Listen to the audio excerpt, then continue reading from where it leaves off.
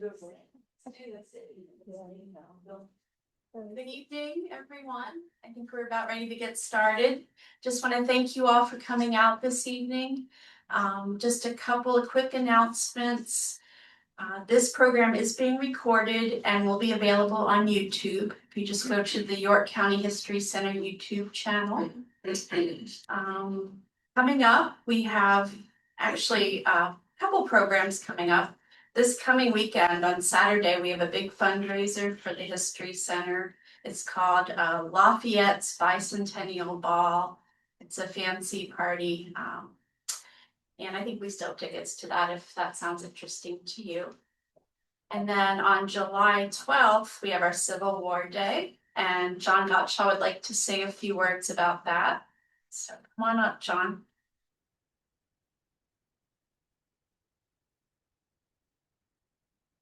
Good evening. Good evening. Some of you may know me from working here in the York County History Center. So tonight I'm not just here to hear Scott speak. I'm here to make an abashing plug for our Civil War event on July 12th. Here in the new History Center and also the Colonial Complex. It'll be from 10 to 3. I just got the agenda from our telegraph office over at the Agriculture and Industrial Museum. So I just want to share some of the highlights. We'll have a new program, Voices of the Civil War. So we'll have 3 folks portraying people that were actually here in York during the occupation. The 87 Pennsylvania will be doing living history on the lawn at the Gates and Plow buildings. And they will have firing demonstrations at 10:30 and 1:15. We'll have walking tours. Jim McClure and Scott will be doing a program called York County in the Civil War. It'll be from the firing on Fort Sumter to the surrender of Appomattox, and Jim and Scott will sort of be tag teaming. Then we'll have 2 YouTube bloggers here, Hometown History, Jamie Nurple and Dominic Miller.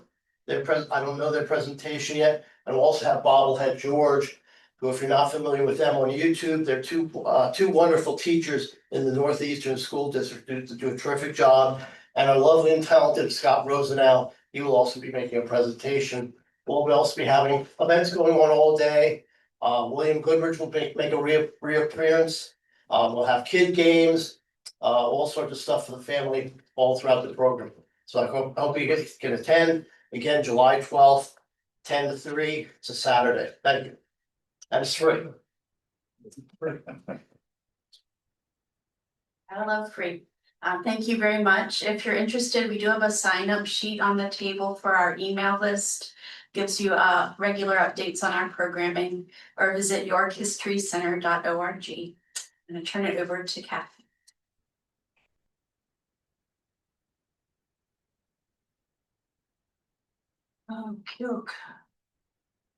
Good evening, everyone. Welcome to the June meeting of the York Civil War Roundtable. My name is Kathy Friel, if you don't know me, and I'm the program director for the Roundtable. I'm assisted by Scott Mingus and Scott Rosenau, and we strive to bring you educational programs on national and local Civil War and Underground Railroad topics. So thank you very much for joining us this evening. The Roundtable doesn't meet during the summer months of July and August, so our next meeting will be on September 17th, which so happens to be the 163rd anniversary of the Battle of Antietam. To commemorate this occasion, I have called out the cavalry and enlisted a longtime friend of the York Civil War Roundtable, the always entertaining Dr. Charles Stout, to return from his hiatus and present for us another one of his black powder talks or battlefield interpretations on the Battle of Antietam. His presentation topic is titled Cornfield at Antietam or Wheat Field at Gettysburg, a comparison. The cornfield at Antietam and the wheat field at Gettysburg evoke images of tremendous carnage and suffering. How does the fighting in the wheat field at Gettysburg compare to the struggle for the cornfield at Antietam? What was similar and what was different? Please join us for Dr. Fennell's program as we learn the differences between these 2 battles and decide if one was more important than the other. Dr. Charles C. Fennell, or Charlie as we fondly call him, has recently retired from the staff at the Gettysburg campus of the Harrisburg Area Community College. Dr. Fennell has been a business battlefield guide at Gettysburg National Military Park since 1986. He is one of the recognized experts on the Copesville portion of the Gettysburg battlefield. He received his PhD from West Virginia University. So I hope anyone here pre-COVID, we had Charlie speak to us for every year for like 20 years. And then COVID hit and we had one Zoom with him and then we just haven't done, we used to do a battlefield walk and talk. He would do the talk first and then we would go on Saturday and would do the walk of the program he was presenting. So we covered almost the whole battlefield with him in the course of like the 20 years that he came to speak with us. So if you haven't heard him, please come in September. He is very wonderful to listen to, and he makes history fun. He's very entertaining. So before I present Scott for our program tonight, I just wanted to ask if there's anyone here who has any questions, comments, or suggestions for us as we try to schedule speakers for next 2026 already. I appreciate any input, positive or negative, that you have. So please feel free to speak up. Scott Mingus and I would love to have you, or we'd love to answer any questions you might want to pose to us about the Roundtable, our history, anything. So anyone, who's going to ask the first question? Jay? Okay. Jay, do you know what? No question. I'm just trying to see, there's so many new faces in here. This couple of used to come to the old building. What are your names? Couple. Okay, what's your first name? Jim and Betty. Okay, yes, I remember your faces are very familiar. You used to come. Anybody else used to come to the old building, the other history center? Okay, well, welcome to our new location here. We've been happy to partner, excuse me, with the History Center since 2007. Lila was our wonderful co-host until 2019, when unfortunately she passed from cancer. So we've been welcomed here by the new staff. It's been wonderful. Okay, no other questions? Any suggestions for speakers? Do you like battlefield talks? Do you want licensed battlefield guides? Sometimes they're hard to schedule. We get really busy doing the tours at Gettysburg, so it's hard to get them to come. It's about an hour drive for them to come from Gettysburg. Okay, all right, well, we'll try to do a different variety of programs for you. Scott has tsunami books that he's selling. That's Jim McClure's description of Scott. Sure, speaking of that. All right, no questions. I will proceed. Okay, our speaker this evening is York Civil War Roundtable member, local historian, and multi-award-winning author Scott L. Mingus Sr. He will be presenting a program titled "The Philadelphia, Wilmington, and Baltimore Railroad in the Civil War." I'm going to read a little description on this program so you know what we're talking about. In its day, the Philadelphia, Wilmington, and Baltimore Railroad was one of the most significant railroads on the Eastern Seaboard, forming the backbone of service between New York City and Washington, D.C. Detective Alan Pinkerton rerouted President-elect Abraham Lincoln on a midnight trip from Philadelphia to Baltimore on the PW&B upon hearing news of a possible assassination plot. Confederate raiders periodically attacked the PW&B, burning vital bridges in Maryland. More troops and supplies for the Army of the Potomac traveled over the line than any other Northern railroad. Actor John Wilkes Booth frequently used the trains to reach his theater appearances. One of his last trips before he assassinated Lincoln was to see his sister in Philadelphia, perhaps to say goodbye. Come join multiple award-winning author Scott Mingus as he presents a PowerPoint talk on the PW&B during the Civil War. Scott, I wanted to keep calling it the PB&J forever. Multiple award-winning author Scott Mingus is a retired scientist and executive in the global specialty paper industry. The Ohio native graduated from Miami University. He was part of the research team that developed the first commercially successful self-adhesive U.S. postage stamps, and he was a pioneer in the early development of barcode labels. He has written more than 35 Civil War and Underground Railroad books and numerous articles for Gettysburg Magazine and other historical journals. He has appeared on C-SPAN, C-SPAN 3, PBS, PCN, and other TV networks. Mingus writes the Cannonball blog on the Civil War history of York County, PA, where he and his wife Debbie live. He has also written 6 scenario books for miniature wargaming and was elected to the Hobby's Legion of Honor.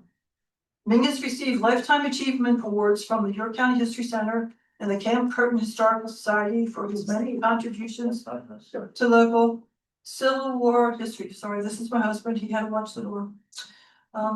His biography of William Exeter Billy Smith won 2 national awards for Confederate military history. The Gettysburg Civil War Roundtable presented Scott Mingus and co-author Eric Wittenberg with his 2003 Batchelor Coddington Award for the best new book on the Gettysburg Campaign, If We Are Striking for Pennsylvania. His 4th great-grandfather, Moses Mingus, served in the 1st New York in the American Revolution, and his third great-grandfather, Private William Mingus, was in the 2nd Ohio Militia in the War of 1812, fighting against Tecumseh's warriors. Several direct ancestors were in the Union Army in the Civil War, including 15-year-old Private John D. Sisson of the 51st Ohio. So without further ado, please let's welcome Scott. Thanks, Ted. Thanks so much. I appreciate everyone being here tonight. We're going to talk about one of my passions, railroad history.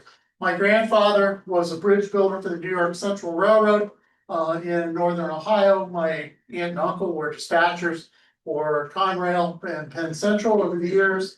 And so I grew up in a house that overlooked the railroad tracks. And the very first word I could ever spell was Pennsylvania, because Pennsylvania railroad trains that were right there. Little I ever know, I would live in Pennsylvania and be talking about the railroads when I got older. But I've written out of my 35 or so books, 7 of them have to do with railroads in the Gettysburg campaign. Let's talk about the Philadelphia, Wilmington, and Baltimore for a minute. This railroad is still active today, at least the right-of-way is.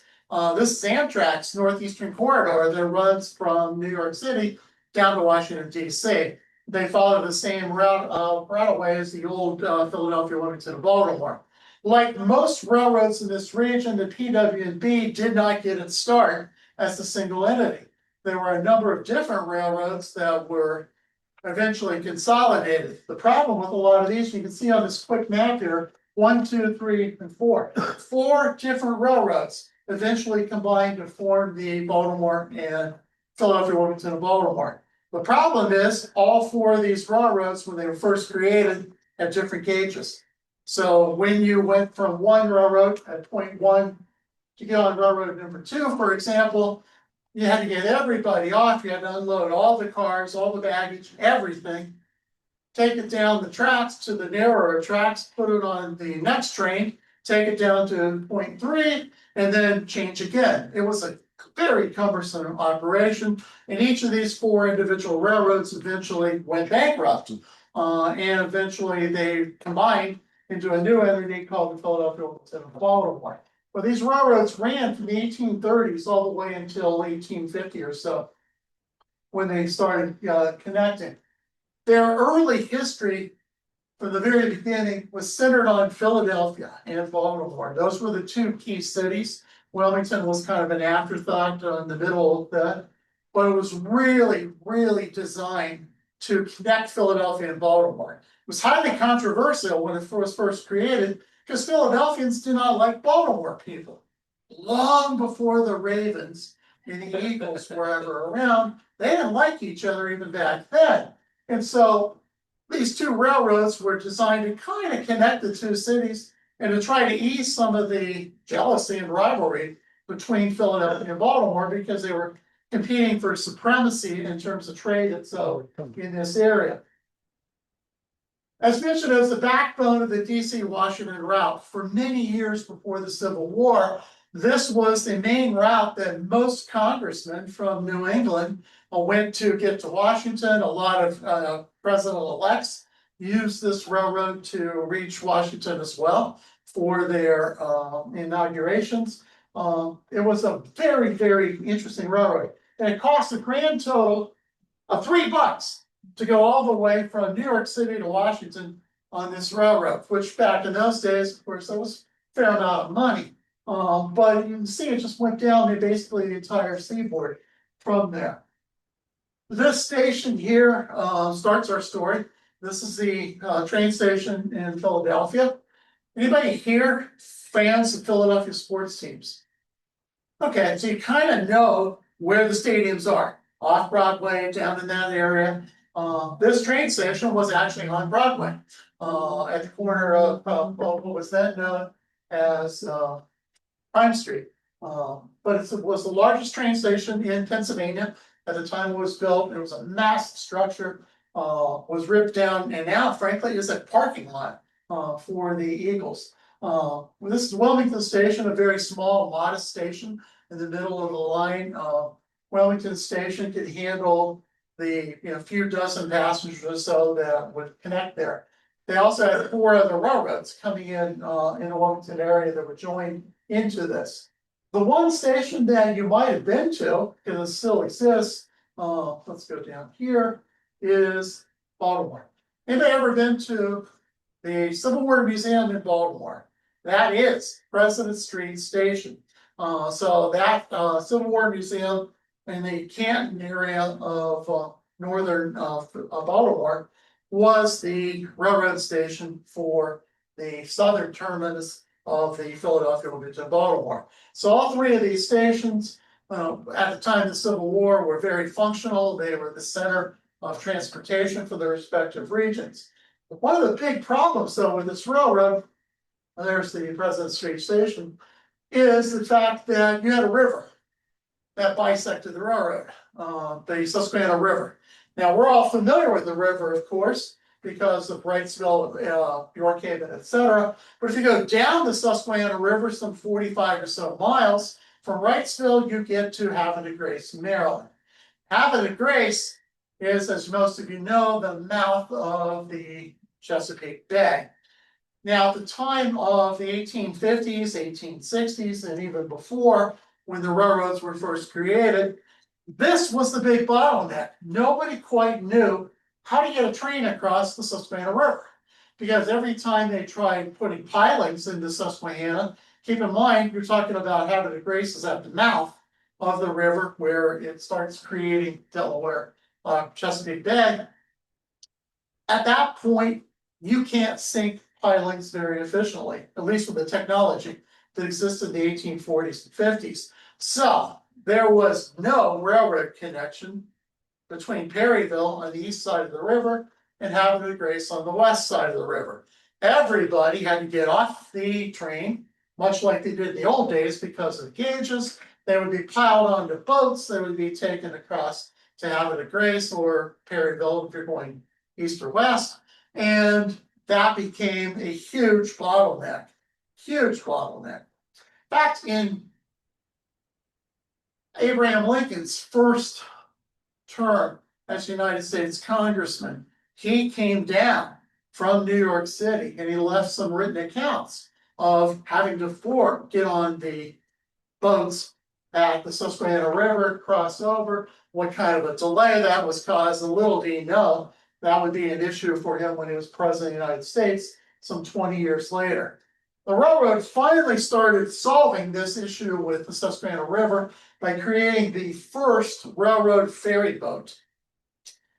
This was called the Maryland. It had railroad tracks running on the top of it. You could bring your train car directly onto this boat. Now, the first version of the Maryland would only hold 3 train cars, but at least you didn't have to get off the train. First train would cross, it would take about an hour or so for the passage, turn back around, pick up the next 3 cars, etc. And you can just roll the train cars right onto the boat because there are tracks on the deck of the boat, and those tracks would connect with the dock. You just better make sure you hit the dock just right on both sides so you can actually connect this. And then shortly before the Civil War, they built the Big Maryland, or New Maryland as it later was called. And this particular boat could handle an entire PWB train because it had multiple tracks, multiple layers, etc. It became a godsend. This cut the connection time down at between Perryville and Havana Grace down from an hour to about 20 minutes or so. Still a bottleneck, but not nearly the bottleneck that it was previously. The real bottleneck, however, was in Baltimore. Baltimore City Council, in all their wisdom, worried about all the wooden structures that were in the town and fearing a mass conflagration, ruled that no locomotive under power could ever set foot in Baltimore city limits. So each of the three major railroads in the area, the top railroad up here being again President Street Station. No, so this is President Street Station here. This is the Northern Central going to York, and this is the Baltimore and Ohio Railroad down here. None of those three railroads were allowed to have their locomotives in Baltimore City whatsoever. So the good news was all three of these were connected by a series of trolley car lines. And so you would come to the train station, they would then unhook any cars that were going to go farther south to Washington on the Baltimore and Ohio or whatever, and they would move these cars in and around the city of Baltimore, usually using Howard Street, Pratt Street, places like that, in and around the Inner Harbor, and they would connect everything that way. But it's a huge bottleneck because you just simply cannot do that. And so all three of these railroads, although they're all working partnerships with one another, could not get around the Baltimore City Council rule that you can't run a locomotive in downtown Baltimore. It's not going to ever do it. And so the train stations appropriately are just outside of Baltimore city limits, at least back then. This is the typical locomotive before the Civil War. This is the Taunton, one of the most powerful locomotives on the Philadelphia, Wilmington, and Baltimore line. This is a freight locomotive designed to haul massive quantities of freight back and forth. Now, as Kathy mentioned early on, there are a couple York connections to this railroad, because when I talked about doing this talk, I'm like, well, you know, people may not be aware how this railroad was involved with York. Now, the president of the Philadelphia, Wilmington, and Baltimore is a businessman from southeastern Pennsylvania by the name of Samuel Morse Felton, named for Samuel Morse, the inventor of the Morse code, who was a family friend of the Feltons. Samuel Morse Felton had a problem in the late 1850s, and that was the fact that there were a bunch of counterfeiters living in Baltimore, and these counterfeiters were constantly making fake tickets. And so people would show up, much like the Super Bowl or something, present a ticket and learn to their chagrin that the scalper out front of the train station had sold them a bogus ticket. And this was a real big issue for the railroad, because A, they're losing revenue, and B, their people are getting ticked. And you know, bad press is never good for a railroad in those days, particularly a railroad that had a safety issue like the PWB did. So Samuel Morse Felton heard about a fellow president of a railroad that had a similar problem in Chicago. So he sent a telegram to the president of the Illinois Central Railroad, a name you might have heard before, George McClellan. And McClellan put Samuel Morse Felton, he said, yeah, we had this problem, but we fixed it. Well, let me have you talk to my attorney for the Illinois Central, one Abraham Lincoln. So Samuel Morse Felton communicates with Lincoln, who then tells him about a detective that the Illinois Central Railroad had hired from the Chicago area by name Alvin Pinkerton. And so Samuel Morse Felton contacts Pinkerton and says, can you please come to Philadelphia and meet with me in my office, and we need to talk about this counterfeiting issue.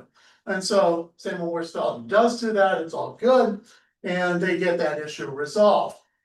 But now, at the start of the Civil War, as things start connecting, Lincoln is, of course, now being elected. It's November 1860, he's elected at the election. He's going to take office in the late winter of 1861, and they want to bring Lincoln into Baltimore on the PWB, and then of course take him on the Baltimore and Ohio down to Washington.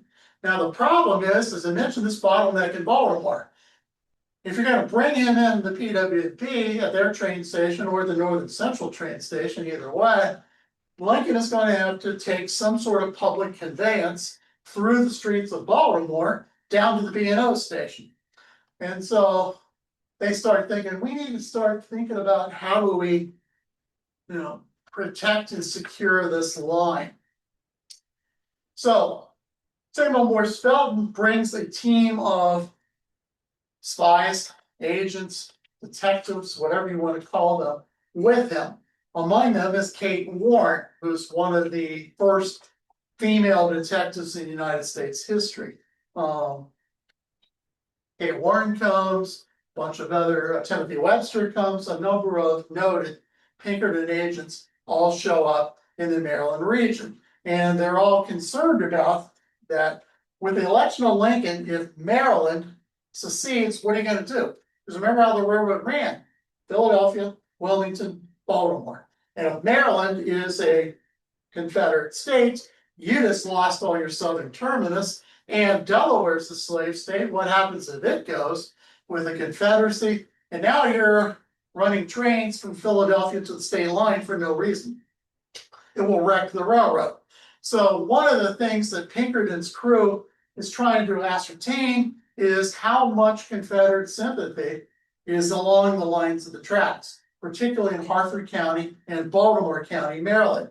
And so these detectives fan out at Perryville, they're at Havre de Grace, they're at Towson, they're at all sorts of different towns in and around that, North Baltimore region up to the Mason-Dixon line, Wilmington, of course, Newark, Delaware, etc., trying to understand exactly what the sentiment is. And while they're doing all this, they learn something else.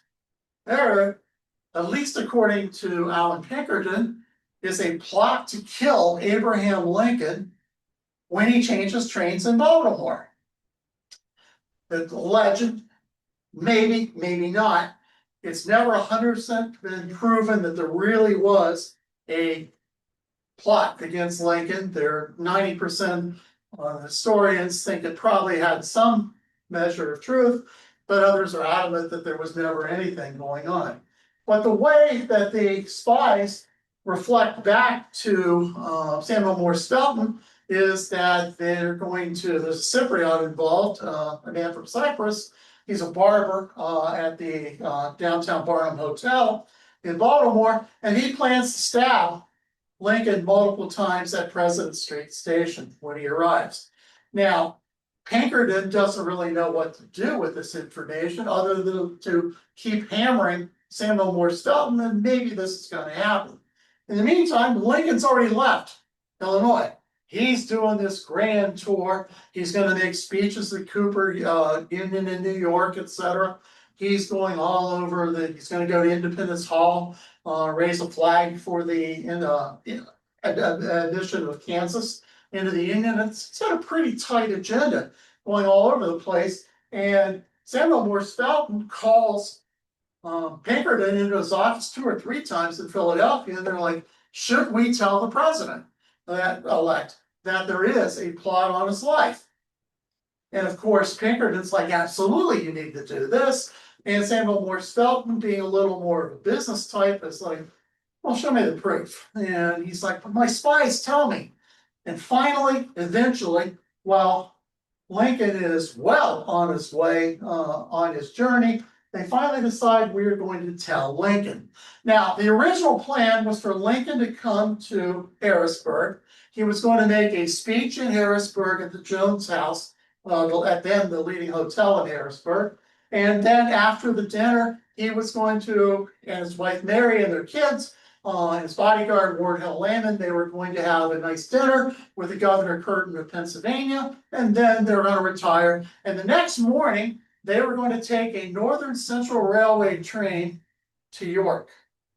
And in York, they were going to stop for 10 minutes, refuel the train, because in those days, trains couldn't make it all the way from Harrisburg down to Baltimore without needing fresh water and fresh wood. So the plan was he was going to make a speech in York, a brief speech during that 10-minute pause. They would all get back on the train, and then they would get down to the Inner Harbor, and he would then go and do the switching his trains there.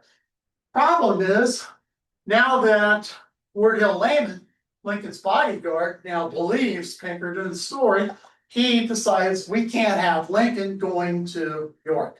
We can't have Lincoln going to the Northern Central Station, because the new information on the plot now is that the assassination will take place at the Calvert Street Station, which was the Northern Central Station, now where the Baltimore Sun's office and the downtown athletic club are off the Jones Falls Highway.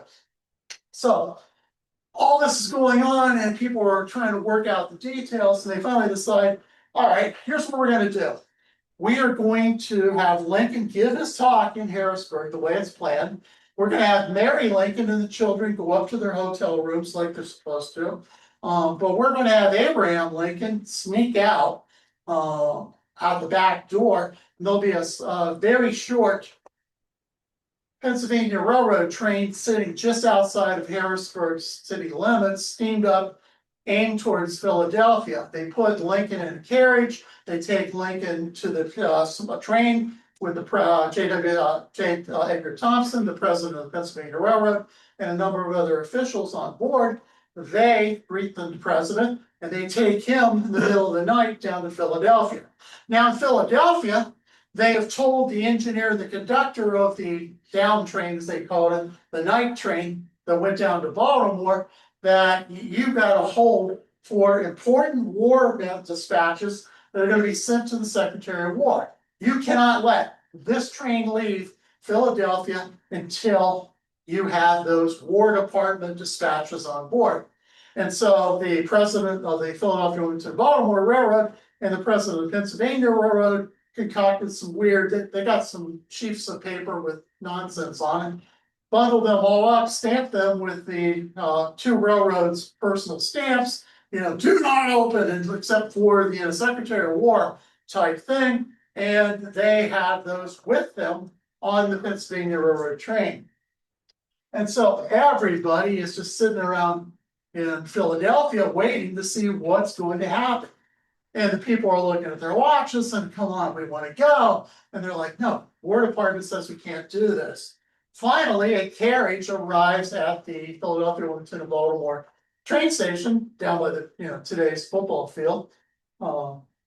And two people get off, three people actually get off. One is Ward Hill Layman, Lincoln's bodyguard, but nobody knows who this dude is. The second one is a woman, Kate Warren, the spy. And the third person is allegedly dressed in a long army coat and a tam o' shanter type hat, and it's Abraham Lincoln. So the three of them get on board the train. Ward Hill Layman presents the fake documents to the conductor saying now we can go. But along the way we got this sick man and his sister that we need to have a private car in the back of the train for. And so Abraham Lincoln and Kate Warren will go to the back of the train unobserved, and Mr. Lincoln will lay down in a booth. Kate Warren will pretend that she's caring for her sick brother, and the train will finally take off. It will get to the Susquehanna River. They will wait on the ferry boat. The ferry boat arrives. Lincoln train gets on it. Now, Lincoln has last been on the ferry boat when he was a congressman.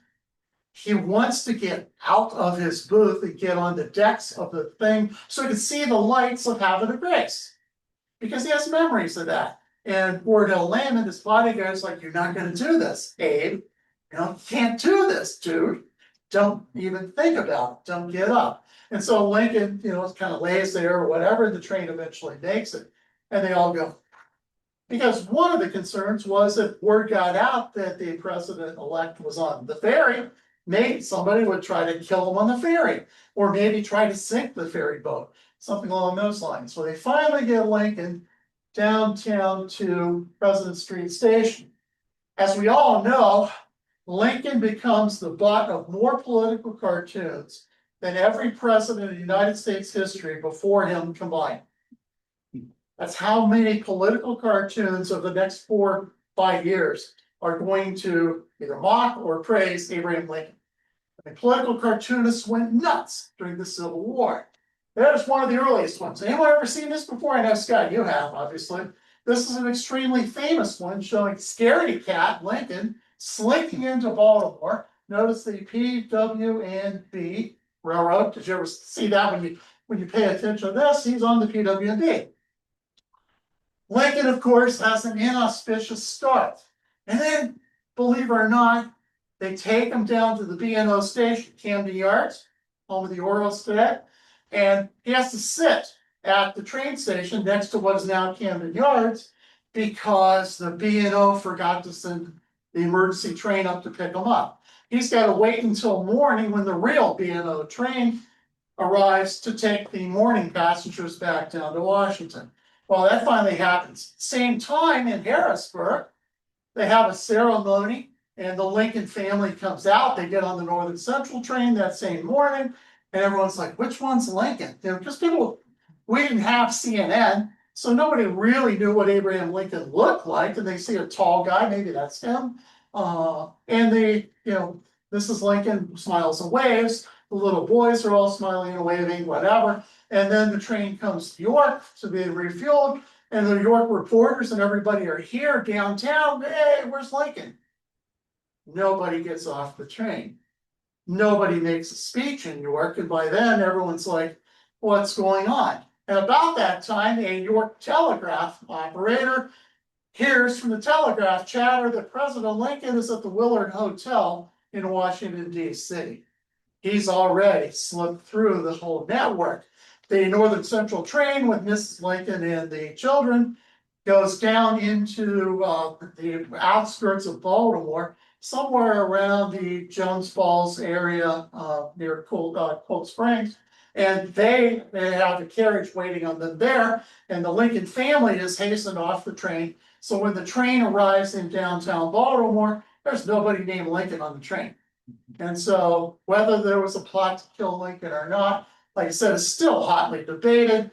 But ingeniously, if there was indeed a plot, then Ward Hill Landon and Samuel Morse felt the two of them are the primary people who concocted this scheme to have Lincoln skip York and skip the train station. Well, Lincoln takes office, and within a matter of a few weeks, we're at war. These 7 Confederate states have now bombarded Fort Sumter, and the U.S. starts sending troops into downtown Baltimore. And one of the first troop trains arrives on April 18th, 1861, and a couple soldiers on that train from Reading, Pennsylvania, are hit with the head with bricks.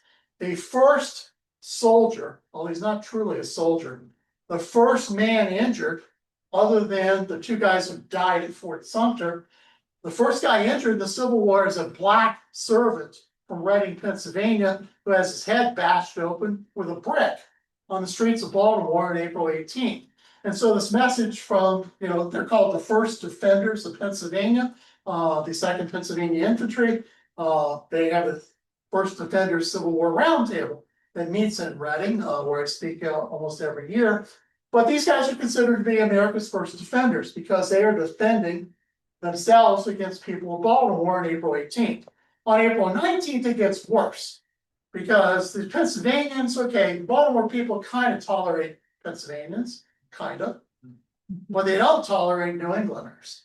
And all of a sudden, a steam train comes rolling into Baltimore filled with Massachusetts infantry. And these Massachusetts boys have to get off the train like everyone else does in downtown Baltimore because of this bottleneck. Because again, the locomotive is not allowed to go through the town, so everybody's got to get off, and they got to go down to the Baltimore and Ohio station. And of course, as we all know, on April 19th, the day after the Pennsylvanians get rocked, the Massachusetts boys get rocked and respond with gunfire. And so you have what goes down in history as the Pratt Street riots. Marylanders will call it the Pratt Street Resistance. Northerners call it the Pratt Street Riots. But as you know, a number of civilians are killed. Here is the connection. There's the President Street Station. There is Camden Yards. Baseball stadium, of course, is right there today. And so you've got to get these people from President Street Station down the Inner Harbor. Right there is Hard Rock Cafe today.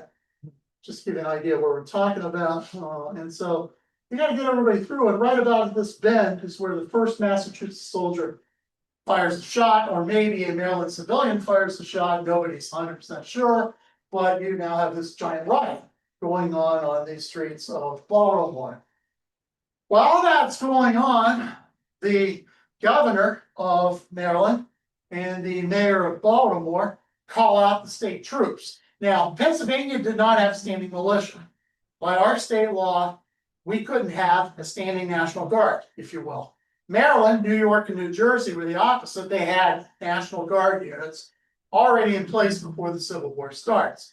The head of the Maryland National Guard is a Virginia native by the name of Isaac Ridgway Trimble. Anyone ever heard that name before? Trimble, of course, is going to be wounded in Pickett's charge during Gettysburg. He's Confederate general at Gettysburg. He's a West Point graduate. He had resigned the Army in 1832. He has married a Baltimore woman, and he's come to York, Pennsylvania. Isaac Trimble rents a house right down the road from us, lives in downtown York, and he is the engineer that lays out the line of the Northern Central Railway. So those train tracks that run from York down through Shrewsbury, through Hanover Junction, et cetera, you know what I'm talking about, Glenrock, et cetera. Those train tracks, that route was laid out by Isaac Trimble. And a couple guys who worked for him and with him. So Trimble has a strong connection to York as well. He knows this area. He, like I said, the Baltimore and Susquehanna was the precursor to the Northern Central Railway. He's been fired by the Philadelphia, Wilmington, and Baltimore for embezzlement because he is somehow or another, mysteriously, there's all these trees that are cut down and are piled up to be made into railroad ties, and they all keep disappearing. And Trimble's brother's lumber yard seems to have an inexhaustible supply of lumber coming in. Samuel Morse Belton finds out about it. He fires Isaac Ridgway Trimble. So Trimble, a Virginian living in Maryland with Pennsylvania roots, hates Samuel Morse Belton and detests his railroad. Absolutely detests the PWB. So, and he's the head of he's a major general in Maryland for the state National Guard. So he goes to the governor says, I want you to put down the riots. And so the National Guard shows up in downtown Baltimore, but they're not there to put down the riots. No, no, no.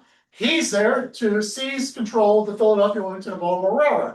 And so his National Guardsmen, augmented with 100 cops from downtown Baltimore. It's a pretty good force.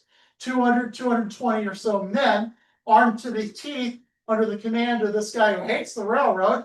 They go to the Canton Street station. They kidnap an incoming train, force everybody off of it, turn the train around, load it up with these National Guardsmen, and off they go, heading to north. You know what their goal was? The Maryland. They wanted to scuttle the Maryland in the middle of Chesapeake Bay, in the deepest part of the bay. And that would sever, of course, this railroad's immediate connection, because that's where all the Union troops are coming, right? They're coming down on the PW&B, at least at that point in the war. And so their idea is, we're going to destroy the ability of the United States government to send any more troops into Baltimore. And so Isaac Trimble, who's got not only his Southern loyalties on the one side, he's got this intense hatred of the president of the railroad, and he can't stand the railroad in general because he thinks he was unjustly fired and never won his appeal. His men are going to start burning every single railroad bridge on the PW&B they can find. Again, this is April 20th, the day after the riots. We've all heard of the Pratt Street riots, right? How many of you heard of the April 20th stealing of the Pennsylvania of the PW&B railroad? Not men. Because Trimble grabs his men. Their first attack is on the Bush River Bridge.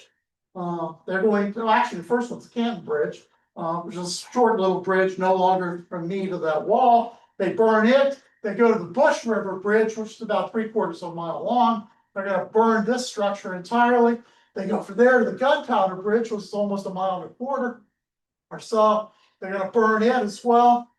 And then there's the Canton Bridge out of order. That's the first one they bridge. Well, with all that, they actually don't make it all the way up to Havre de Grace because of various reasons I won't go into, but they fall short of their goal of going to Havre de Grace and stealing the Maryland. That was a huge mistake because all those bridges are out, but the United States Army says we can keep shipping troops into Perryville, and then we'll put them on this steamer. And guess what we're going to do? We're not going to Baltimore. We're going to go to Annapolis, and they're going to seize the Navy Yard at Annapolis. They go to downtown Baltimore, and this guy, Benjamin Butler, of Civil War fame, takes over Federal Hill, Fort McHenry, etc. He arms Baltimore to the teeth with Union soldiers. Lincoln starts arresting some pro-Southerners in Baltimore, starts throwing people in jail, including a number of leading Maryland councilmen, etc. And Benjamin Butler, in effect, puts Baltimore under martial control as a result of that. The other thing that Samuel Morse Felton is going to do is I'm going to reinforce my railroad with an armored car. Now, we don't know for sure if this is the first armored car developed in the United States for warfare, although if not, it's awfully close. The Baltimore and Ohio was working on one about the same time as the PWB is. One of those two has the honor of the first ever armored car in the United States. The armored car is built in Philadelphia. They call it the Philadelphia Ford on Wheels. It's built at the PWB's shops off of Broadway in downtown Philadelphia.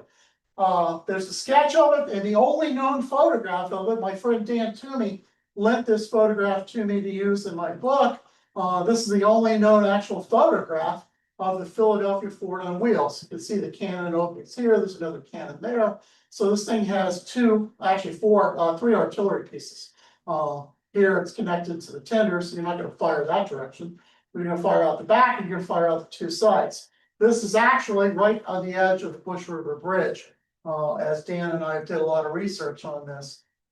So, as this goes on, President Lincoln calls for 75,000 volunteers to put down the rebellion for a period of 9 months. 3 months, 90 days. So these soldiers start pouring into Philadelphia, and Philadelphia's train station becomes the single highest use train station for the military in the United States for about a 6-week period. People are just flooding into downtown Philadelphia. Troops are arriving from Ohio, from Maine, from Illinois, from all across the East Coast, Indiana, Wisconsin, pouring into Philadelphia for what will become the Army of the Potomac, largely. So as these troops arrive, the Army has to also figure out, what are we going to do about horses and mules? Now, at that time, the US government did not have a formal program to train horses other than a cavalry at Carlisle, or mules. They take over a pro-Southern slave owner in Perryville, Maryland. They take over his estate, and they turn it into the United States Mule Academy. Not the military academy, USMA, the United States Mule Academy. And what this was, similar to West Point, where you're going to train new cadets to be cannon fodder, we're going to train mules and feed them fodder at Perry Point. Perry Point is now a state park. It is the estate of the former Confederate sympathizer. But the United States government will train 11,000 mules in the first year of the Civil War at Perryville, Maryland. You guys know that?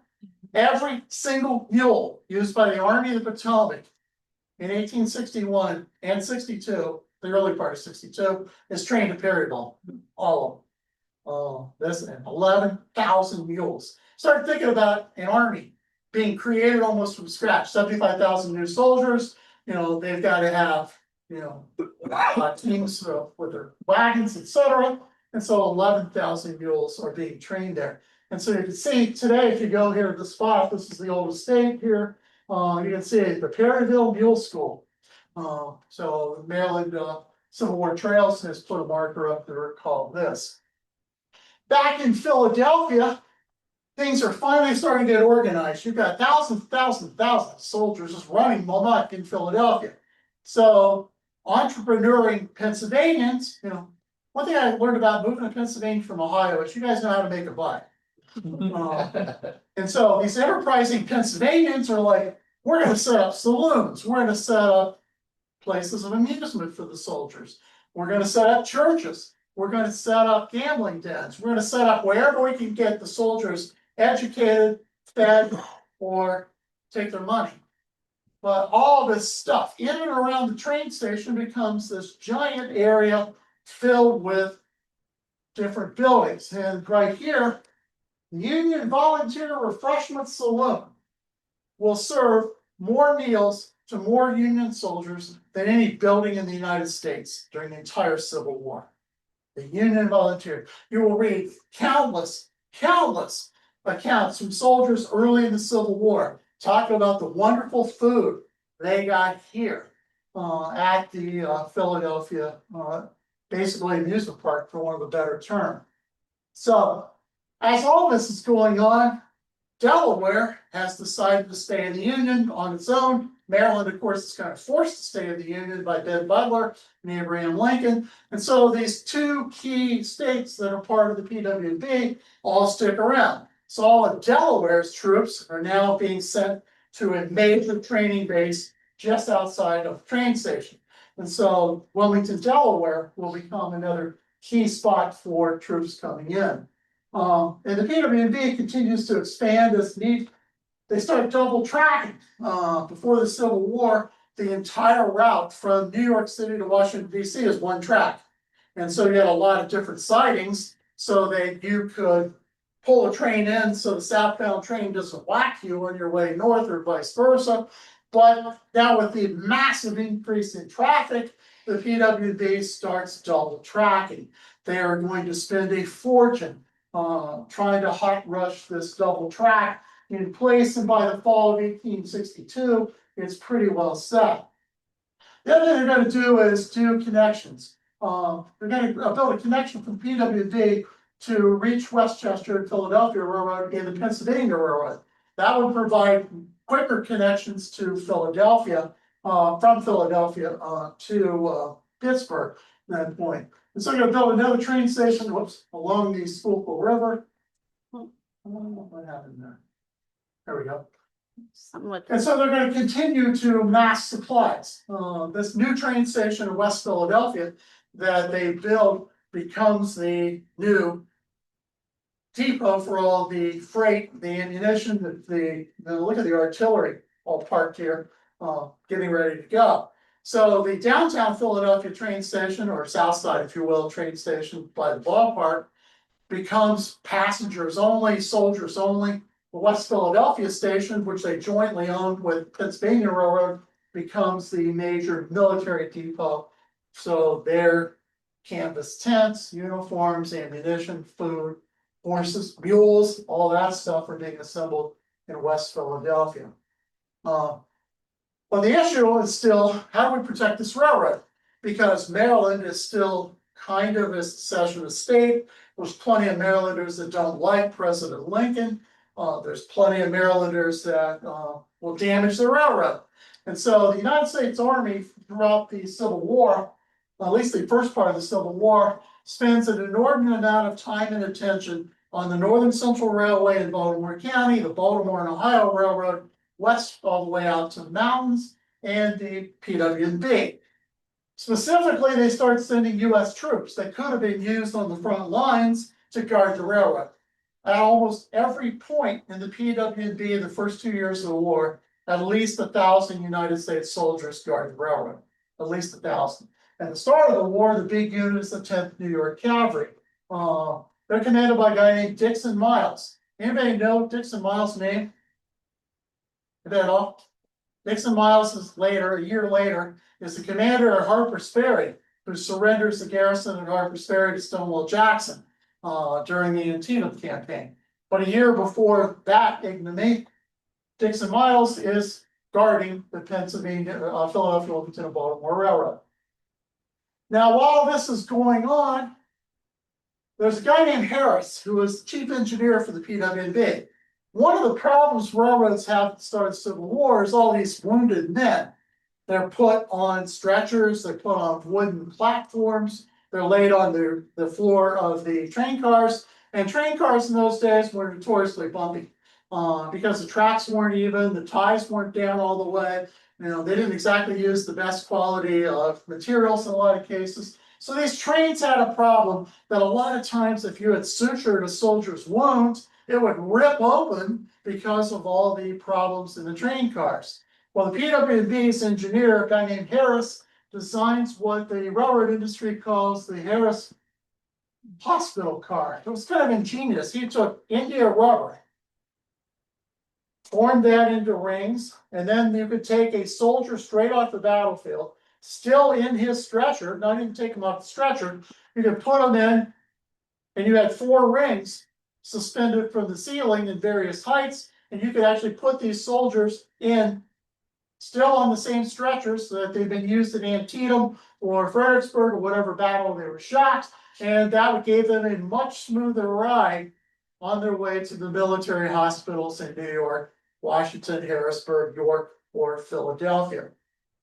These Harris hospital cars do come to York. They do serve the U.S. Army Hospital in York that's created in June of 1862 down in Penn Common. Because these Harris cars are so popular, the U.S. government starts buying them and giving them to all the railroads that are transporting wounded.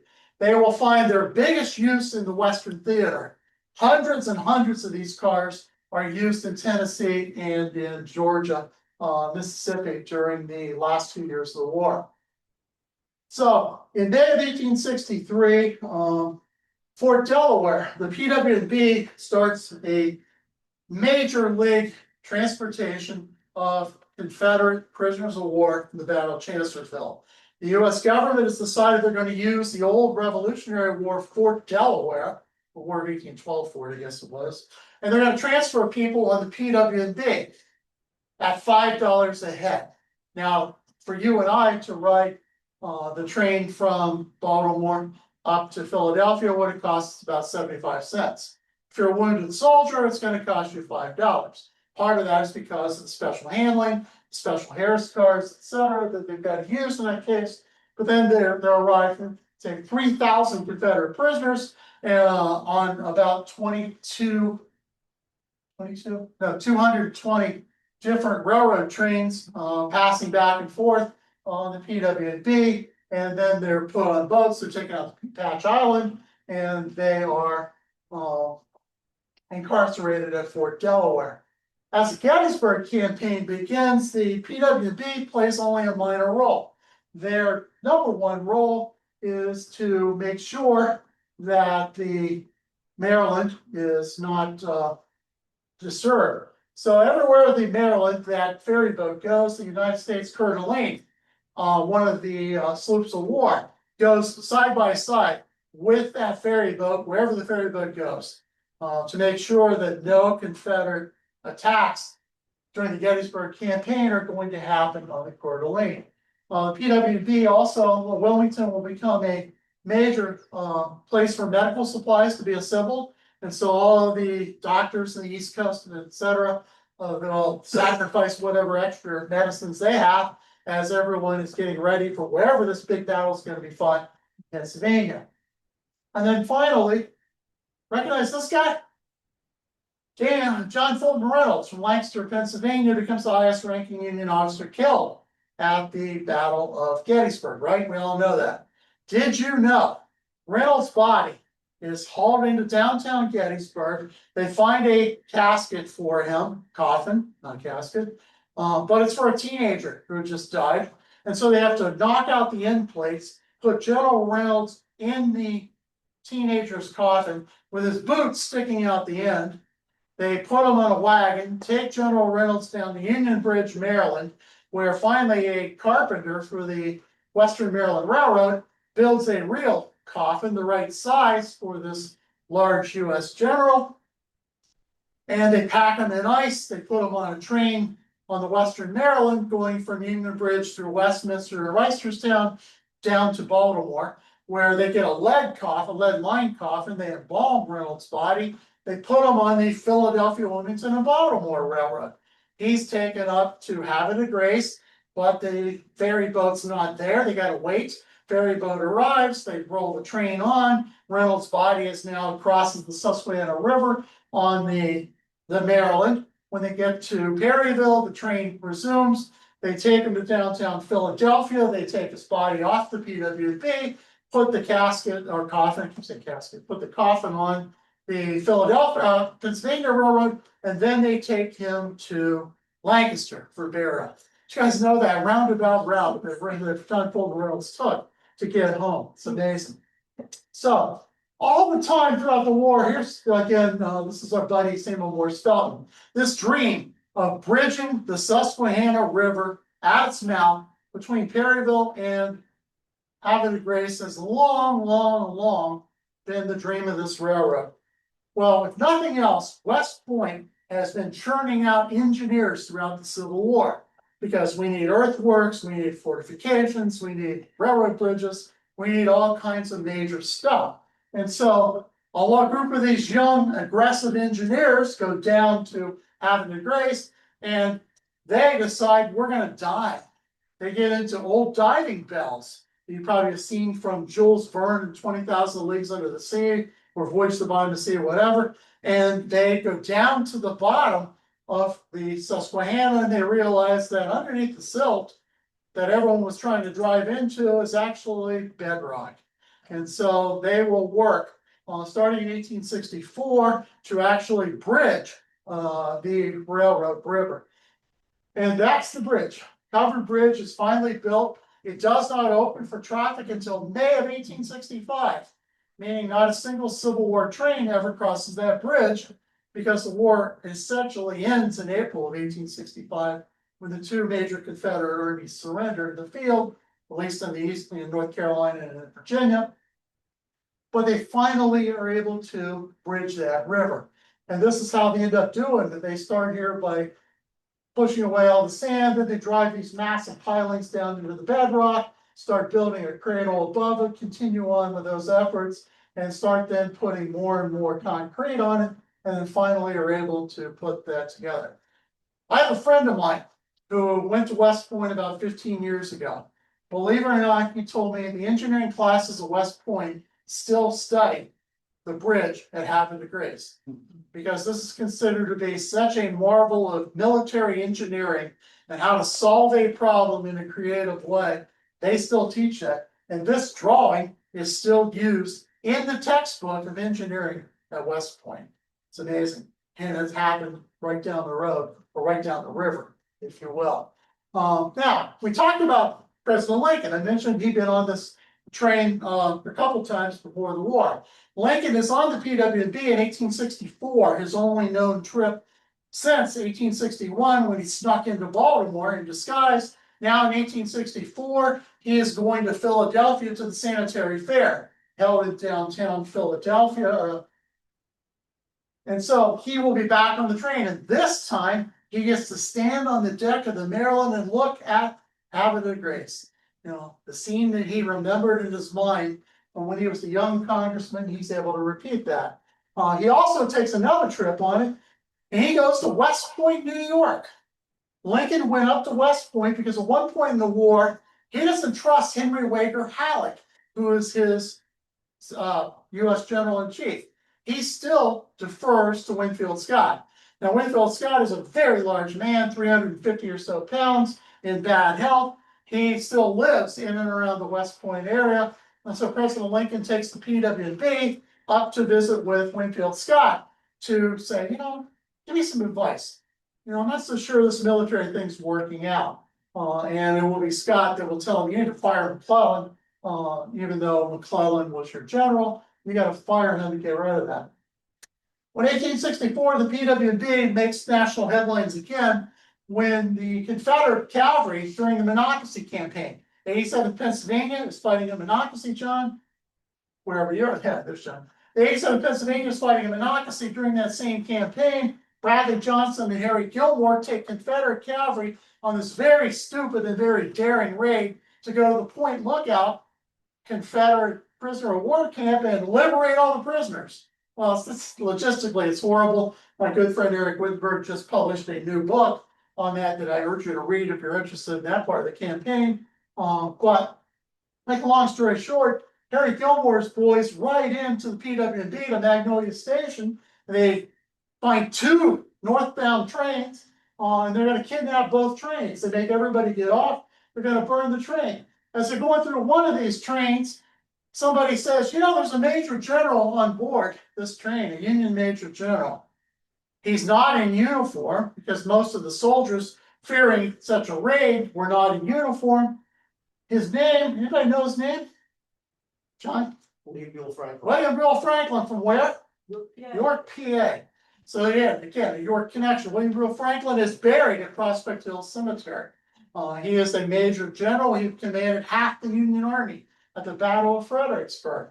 He was a key subordinate to Ambrose Burnside. When he's in disguise, not in uniform, the Confederates find this guy. Here he is in his civilian clothes, and they're going to kidnap a major general. He's a prisoner of war. They're going to take him back from the lines. But it's been a long cavalry raid, and these soldiers are really tired. And maybe, maybe we should just stop for the night somewhere. And pretty soon, they all fall asleep, except for William Franklin.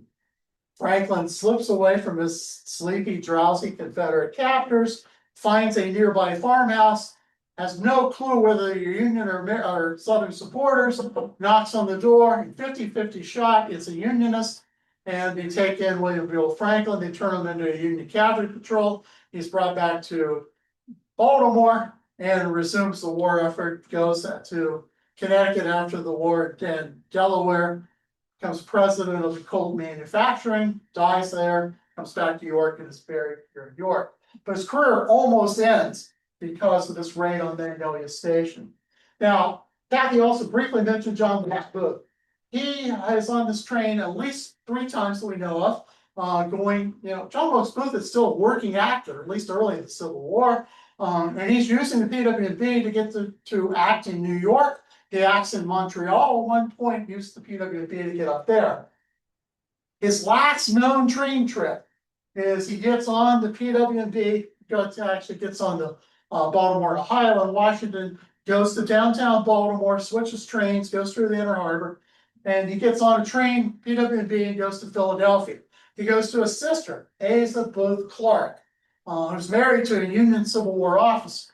Now, we don't know what he intended to do in Philadelphia.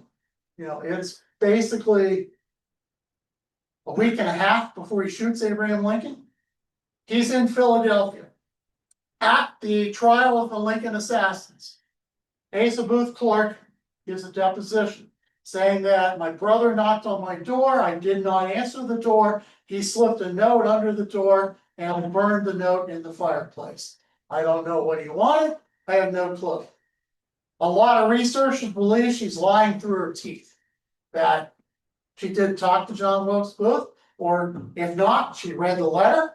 I mean, it'd be kind of weird for you not to read the letter from your brother, but she claims she didn't do it. She claims she burned it. Whatever. John Wilkes Booth's last time out of Washington, D.C. was Pennsylvania. He was here in Philadelphia on March 25th. So PWB absolutely prospered. There's that bridge still under construction. They make a ton of money during the Civil War from troop movements. They're going to use that. And then finally, Abraham Lincoln, as we know, is shot on April 14th. Good Friday, dies on April 15th, 1865. A week later, his funeral train rolls into York. And did you know that the car on which the Lincoln family, now Mary Lincoln and the kids are on board, but Mrs. Lincoln's brothers and brother-in-laws and sisters-in-law, a whole passel of the her family are on the train. The U.S. government has provided the funeral car right here for the body of Abraham Lincoln, and going all the way to Springfield, Illinois, is Samuel Morse Felton's personal car.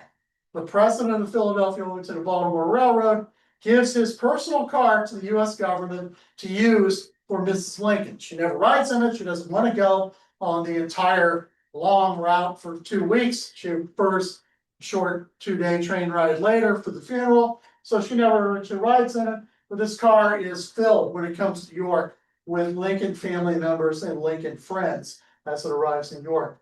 That, as far as I know, is the only time the Philadelphia, Wilmington, and Baltimore, other than the Harris cars were used for the hospitals, ever travel into York. And there it is in this picture taken in downtown Buffalo. So I want to thank everybody for your kind attention tonight as you learned a little bit more about the Northern Central Railway, York County's #1 routes. Biggest competitor was the Philadelphia, Wilmington, and Baltimore Railroad. These two railroads hated each other, detested one another, and then eventually the Baltimore and Ohio and the Pennsylvania Railroad would buy these two operations, and they would continue to compete until Amtrak finally ended up putting these guys out of their misery and starting to run Amtrak trains themselves. So I want to thank everybody. The book's on sale for the York Civil War Roundtable for only $10 tonight. Thank you, Kathy, for the invitation. Have a great night. Thanks, Nicole, for all your work.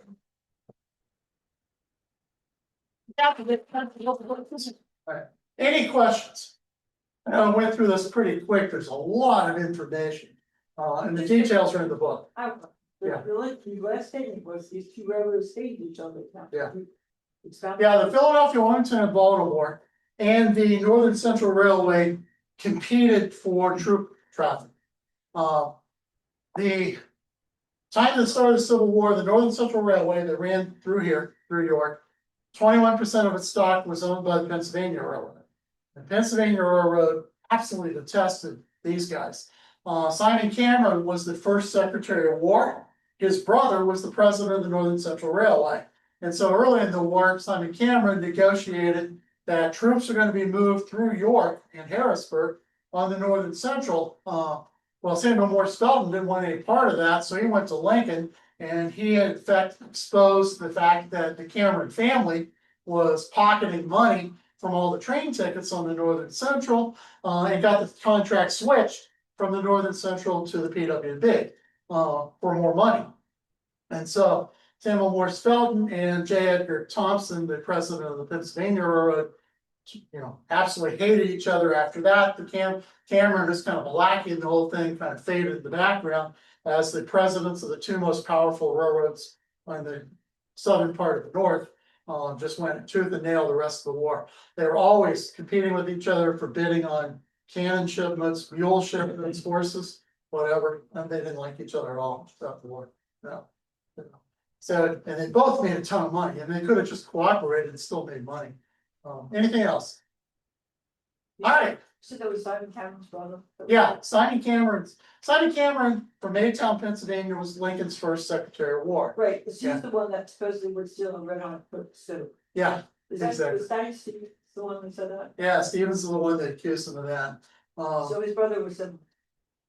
His other brother was killed at Bull Run, leading the 79th New York Infantry. But Donald Cameron and Simon Cameron continued to be in cahoots, and their brother James was killed at Bull Run. But yeah, it's a kind of an ugly story on this. I've written books on 7 different Civil War railroads now, 6 different Civil War railroads, and none of them liked each other. I mean, they're all backstabbing each other. Yeah, typical industrials, John. Well, then when would they have standardized the gauges? They started standardizing the northern gauges during the 1850s. So by the time the Civil War began, about 85% of northern railroads were standard gauge. Now, the little coal railroads that ran, like the Lycoming Valley Railroad or the Lebanon Valley Railroad, a lot of these small little lines persisted in their short gauge for a while. But by and large, the major cross-state or interstate lines, the B&O, the Pennsylvania Railroad, the New York Railroad, New York Central, et cetera, all these railroads had pretty much standardized, Illinois Central, et cetera. But in the South, it was just the opposite. I mean, more than half the southern railroads were still disconnected, which was going to be a huge problem for Confederate troop movement during the Civil War, particularly the Chickamauga campaign, where that kills them. A full third of Longstreet's corps never arrived at the Battle of Chickamauga because their trains don't connect, and they don't arrive in Georgia until 2 days after Chickamauga ends. To me, the big what if of the Civil War is not if Stonewall Jackson is at Gettysburg. The big what if is if the Southern railroads would have connected, Chickamauga would have been a massive Confederate victory, much bigger than it even was. Probably would have destroyed the Union Army entirely in the West and changed the whole war. But we never talked about railroad gauges, the impact on this, but it was critical. So anything else? I want to thank everybody for your kind attention tonight. Books are available. Have a great summer. We'll see you in September.